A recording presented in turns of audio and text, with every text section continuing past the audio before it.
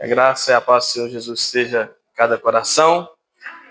Antes da gente iniciar a nossa exposição, gostaria de pedir um pouquinho de paciência para me dar um aviso muito importante, um lembrete, na verdade. Sábado que vem, dia 9 às 19 horas, aqui na igreja, nós teremos o nosso jantar dos casais da nossa igreja, tá?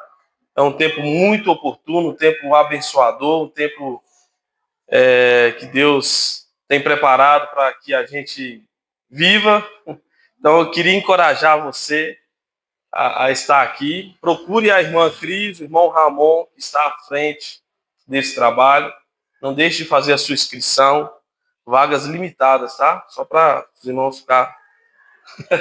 Mas procure a irmã Cris e o irmão Ramon até o término do culto, durante a semana, para fazer inscrição. Não deixe de participar. Então, jantar de casais casados, tá? Bom lembrar isso. Mas eu tenho uma boa notícia para você que ainda não é casado. Você está convocado a servir de alguma forma aí. Então, você vai poder participar, olha que bem, você vai poder participar de um momento como esse, servindo, tá? E você vai ver a importância que é servir, que esse é do tema que nós iremos tratar aqui agora. Então, sirva com alegria, você que ainda não é casado, mas não deixe de procurar a irmã Cris e o irmão Ramon, tá bom? Dia 9, sábado que vem, às 19 horas.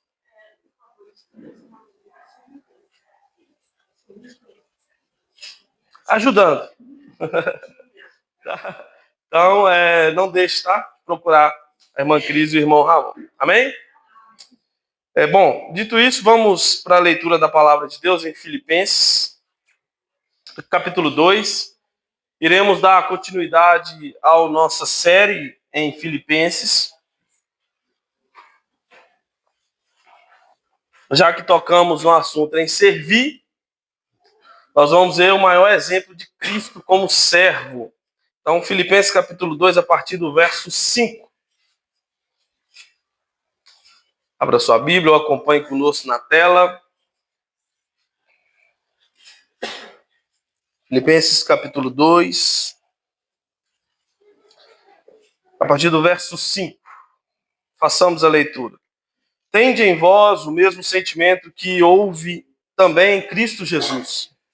Pois ele, subsistindo em forma de Deus, não julgou como usurpação ser igual a Deus. Antes, a si mesmo se esvaziou, assumindo a forma de servo, tornando-se em semelhança de homens e reconhecido em figura humana. A si mesmo se humilhou, tornando-se obediente até a morte e morte de cruz. Pelo que também Deus o exaltou sobremaneira e lhe deu o nome que está acima de todo o nome, para que o nome de Jesus se dobre todo o joelho, dos céus, na terra e debaixo da terra, e toda língua confesse que Jesus Cristo é o Senhor, para a glória de Deus Pai. Deus, nós te exaltamos, nós já glorificamos ao teu santo nome, e neste momento pedimos que a bênção do Senhor esteja sobre nós, na meditação da tua palavra, que o Senhor fale aos nossos corações. Em nome de Jesus, receba a glória para si. Amém. Bom, irmãos, dando continuidade aqui, me permita dar uma pequena introdução e um contexto aqui para refrescar a nossa memória. Paulo, como os irmãos bem sabem, está preso e escreve aos irmãos em Filipenses. E neste momento aqui ele exorta aos irmãos sobre a questão da unidade e da humildade entre eles e o serviço mútuo. E aqui, especificamente, a partir do verso 5, ele dá o exemplo do próprio Cristo como um servo humilde, né, que veio para servir. Mesmo sendo Deus, ele não usou desse critério, podemos dizer assim, mas ele se fez homem e serviu entre nós.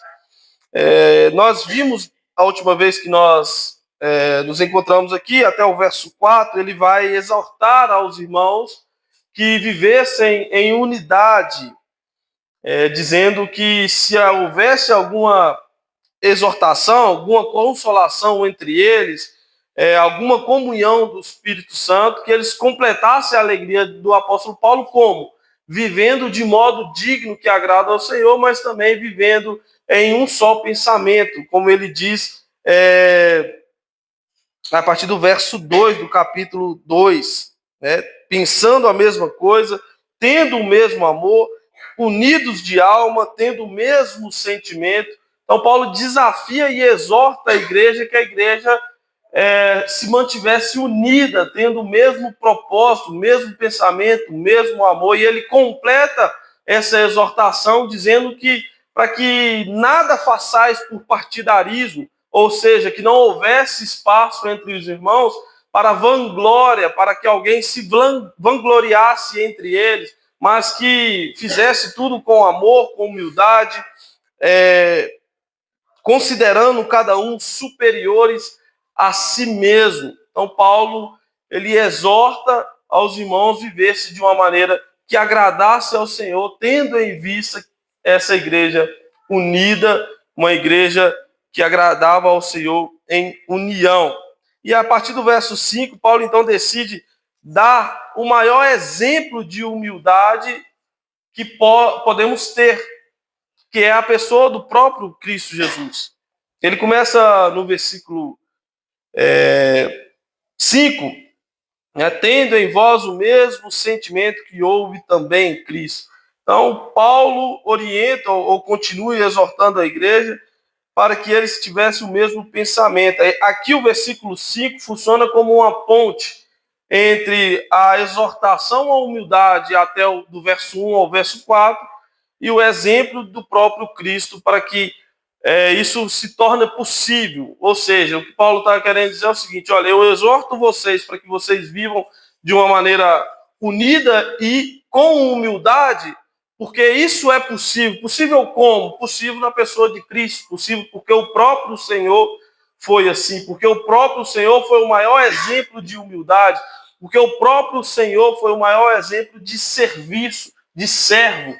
E essa deve ser a nossa ideia, essa deve ser a ideia da igreja: servidão. Pessoas que servem com amor, pessoas que servem com gratidão, pessoas que servem com temor ao Senhor, pessoas que servem a Cristo. E aqui Paulo faz essa ponte entre o versículo 1 ao 4 e aqui no versículo 5, afirmando que o maior exemplo que temos é o próprio Cristo. E aqui quando ele diz sentimento, tendo em vós o mesmo sentimento, isso significa a mesma mente, a mesma atitude, a mesma disposição interior, o mesmo fôlego, o mesmo ritmo. Essa é a ideia que Paulo traz. O cristão é chamado a imitar a mentalidade de Cristo, especialmente em sua humildade. Então, nós fomos chamados para ser pequenos Cristos, nós somos chamados para imitar o que Cristo fez. E somos, claro, vocacionados para anunciar as boas novas e capacitados pelo Espírito Santo para tal. Mas nós temos um chamado de viver em humildade, como o nosso Cristo viveu, como o nosso Cristo exerceu em seu ministério. E eu queria destacar, então, a partir do verso 6, alguns pontos. O primeiro deles é a humilhação de Cristo. Então, o nosso maior exemplo está no verso 6 ao verso 8, pois ele, subsistindo em forma de Deus, não julgou como usurpação o ser igual a Deus. Subsistindo de forma de Deus, ele era Deus em essência. Cristo era Deus. No princípio era o Verbo se fez carne e habitou entre nós. Então, Deus não fez desse privilégio ou por usurpação para habitar entre nós, mas ele esvaziou-se, ele se colocou em uma condição semelhante à nossa, em carne, para que ele pudesse exercer a sua humildade. Ele não se apegou em seus direitos divinos. O que isso significa? Paulo não está dizendo aqui que ele deixou de ser Deus ao habitar entre nós, ou ele deixou de ser Deus ao não usufruir desse privilégio. Pelo contrário, ele se esvaziou, ou seja, ele não usou de igualdade para com Deus pelo seu próprio benefício. Ele não apegou em seus direitos divinos. Ele continuava sendo Deus, mas ele não se apegou a isso para ser um servo obediente. No versículo 7, Paulo prossegue dessa maneira: antes a si mesmo se esvaziou, assumindo a forma de servo, tornando-se em semelhança de homens e reconhecido em figura humana. A sua ou seu ato esvaziamento, no versículo 7, nos diz que esvaziou-se, renunciou aos privilégios divinos sem deixar de ser Deus. Isso é uma obra maravilhosa, porque ele não necessitava passar por isso. Mas por amor, pelo propósito estabelecido por Deus, Cristo veio cumprir, como Paulo lá em Efésios, nós já dissemos isso algumas vezes, ele vai apresentar no capítulo 1, que Deus ele estabelece um plano, e Cristo veio para executá-lo, veio para fazer isso possível. E ele então se esvazia da sua glória, do seu poder, para habitar entre nós, e aqui no caso em que Paulo, nesse contexto, ser um exemplo de humildade e servidão para a igreja. Ele assumiu a forma de servo, verdadeira humanidade, vida simples, sujeita ao sofrimento. E isso, irmãos, me faz refletir por muitas vezes a nossa vida. Às vezes nós não queremos ser servos, não é mesmo? Às vezes estamos inseridos na igreja e temos um ego tão grande que não queremos servir aos outros. Não queremos servir ao próprio Cristo que nos comprou com o seu sangue e que foi o nosso maior exemplo de servidão.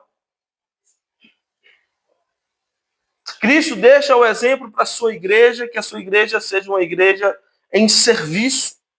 Esta é a ideia da igreja. E eu me lembro que no nosso culto, aqui que nós tivemos do Talk Tales, o irmão Mateus me fez uma pergunta sobre a questão do trabalho na igreja, se isso abrange todos da igreja, ou, de certa forma, alguns são privilegiados e outros não. Mas o que vemos perante as Escrituras é que Deus capacita toda a sua igreja para que ela esteja em serviço. Então não existe aqueles que são salvos pelo Senhor, são comprados pelo Senhor, que não têm a capacidade de ser servos. Porque isso não vem de nós, é de Deus. Ele capacita a sua igreja para que tenhamos condições de servir. Ele assumiu a forma de servo. Agora imagina essa cena. O próprio Cristo, Deus encarnado, habitando, descendo da sua glória, habitando entre nós, decidiu ser servo. Este é aquele que dobrou os seus joelhos e lavou os pés dos seus discípulos, em demonstração de servidão, de humildade, de humilhação. O cenário em que vemos é um Deus Todo-Poderoso se fazendo de servo para conosco, servindo os pecadores que ele veio salvar. No versículo 8, Paulo, a si mesmo se humilhou, tornando-se obediente até a morte e morte de cruz. A obra continua. não só se esvaziou, assumindo a forma de servo, não só se tornando semelhante aos homens, não só sendo reconhecido em figura humana, mas ele foi além. Ele foi mais além. Ele foi obediente. Se humilhou até a morte de cruz. E a cruz era a maior humilhação que poderia acontecer. Era a morte de cruz. O maior desprezo era a morte de cruz. E ele escolhe exatamente a cruz para representar esse momento